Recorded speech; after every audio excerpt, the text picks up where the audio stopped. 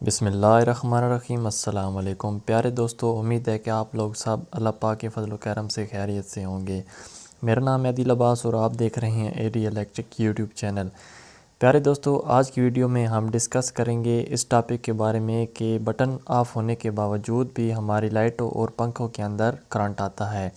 ये एक दोस्त ने सवाल किया था कि हमें इस बारे में थोड़ा सा बताएं कि ये आखिर क्या वजह हो सकती है, तो सोचा इस पर छोटी सी वीडियो बनाकर आपको इस बारे में बता दूं। मिसाल के तौर पर दोस्तों, फ़र्ज़ कर लें कि ये हमारे एक कमरे का बोर्ड है जिसमें आप इस वक्त देख सकते हैं कि इसके अंदर बिजली आ रही है। बल्ब के बटन को मैं ऑन करता हूं तो बल्ब भी हमारा बिल्कुल ठीक तरीके से जल रहा है। अब इसको ऑफ़ कर देता हूं तो ऑफ़ करते ही इसमें से करंट को ख़त्म हो जाना चाहिए था, लेकिन जैसे ही मैं टेस्टर को लगा के चेक करता हूं तो आप गौर कीजिएगा कि टेस्टर के अंदर आपको हल्की सी लाइट चलती हुई नज़र आ रही होगी। जब स्विच को ऑन किया तो इसके अंदर तो फेस आना चाहिए था, लेकिन जब ऑफ़ किया तो इसमें से फेस को ख़त्म हो जाना चाहिए था। तो आखिर ये क्या वजह है जिसकी वजह से बटन को ऑफ़ करने के बावजूद भी इसके अंदर करंट आ रहा है। बोर्ड को उल्टा करके इसके कनेक्शन को चेक करते हैं तो आप देख सकते हैं कि इसके अंदर ये दोनों हमारी मेन सप्लाई की वायर इन हो रही हैं और कनेक्शन भी बिल्कुल ठीक तरीके से हुआ है। फेस वायर इंडिकेटर के अंदर लगी है और न्यूट्रल वायर सॉकेट के अंदर ही लगी है, तो कनेक्शन तो बिल्कुल ठीक है।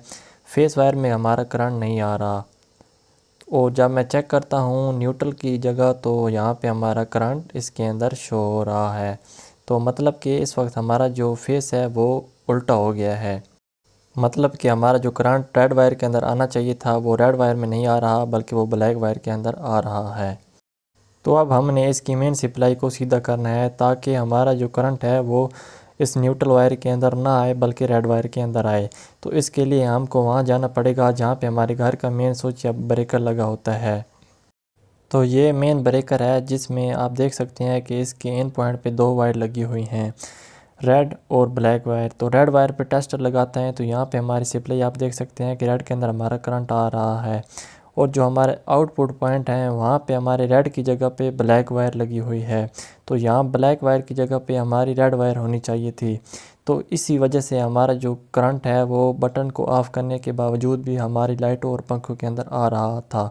अब हमने इस तरह करना है कि इन दोनों वायर को चेंज करना है, मतलब कि रेड की जगह ब्लैक और ब्लैक की जगह रेड को लगा लेना है। तो इस तरीके से हमारी ये जो सप्लाई है ये बिल्कुल ठीक हो जाएगी। दोस्तों याद रखें, जिस तरह का पहले क्रॉस कनेक्शन बोर्ड के अंदर हुआ था इस तरह की कंडीशन में कभी भी आपने यूपीएस का कनेक्शन इस बोर्ड के अंदर नहीं करना, वरना फ़ौरन आपका यूपीएस भी ख़राब हो सकता है। तो यूपीएस का कनेक्शन अगर इस तरह की बोर्ड में करना पड़ जाए तो पहले इसके कनेक्शन को इस तरह सीधा कर लें, फिर इसके बाद इसके अंदर यूपीएस का कनेक्शन करें। तो मेन सप्लाई को अब मैंने सीधा कर लिया है, इसकी स्क्रू को अच्छी तरह टाइट कर देंगे, फिर दोबारा इसको टेस्ट करके देखेंगे। मेन सप्लाई ऑन हो चुकी है तो आप देख सकते हैं कि पहला हमारा यहाँ पे करंट आ रहा था और यहाँ पे हमारा करंट नहीं था, तो अब यहाँ पे हमारा करंट आ रहा है क्योंकि हमारी सप्लाई बिल्कुल सीधी हो चुकी है। यहाँ पे चेक करते हैं तो यहाँ भी हमारा करंट नहीं है। तो दोस्तों यही वजह थी कि जिसकी वजह से हमारा जो बटन ऑफ़ होने के बावजूद भी इनके अंदर करंट आ रहा था। तो इस तरीके से आप छोटा सा ये काम करके अगर आपके घर में भी इस तरह का मसला बन जाए या मसला बना हुआ है तो आप ख़ुद ही इसको ठीक कर सकते हैं। तो दोस्तों उम्मीद करता हूँ आज की ये छोटी सी वीडियो आपको काफ़ी पसंद आई होगी। मज़ीद इसी तरह की इलेक्ट्रिकल से जुड़ी वीडियो देखने के लिए मेरे चैनल को सब्सक्राइब करके साथ घंटी को दबा दें। मिलते हैं नेक्स्ट वीडियो में। अपना बहुत सारा ख्याल रखिएगा, तब तक के लिए अल्लाह हाफ़िज़।